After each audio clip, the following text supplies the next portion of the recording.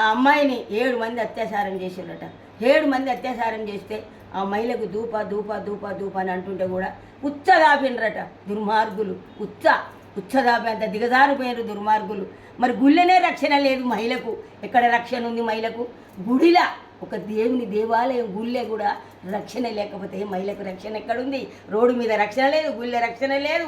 తోడబుట్టిన ఖరాబు చేసే తమ్ముడు, ఖరాబు చేసే తండ్రి, ఖరాబు చేసే ప్రజలు, మొగోళ్ళు, బలుపు వచ్చి బలుపు పట్టిన వాళ్ళు ఖరాబు చేసే. ఇక మహిళకు రక్షణ ఎక్కడుంది? మహిళకు ఏడుంది రక్షణ? మహిళకు ఎక్కడుంది రక్షణ? మహిళ ఎక్కడికి పోవాలన్నా ఎక్కడికి పోయినా యమకింకర్లు, బంట్లు, రాక్షసులు ఎంట పడ్డట్టు పడుతున్నారు మహిళల మీద. ఎంతవరకు న్యాయం? ఎక్కడుంది రక్షణ? ఏడుంది రక్షణ మహిళకు?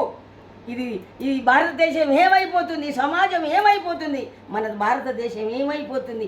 మహిళ అంటే ఒక భూతల్లి కన్నా సహనం ఉండాలి ఆ తల్లికి. నిజంగా చెప్తున్నా, మీరు మారండి, మారండి, మారండి, మారండి.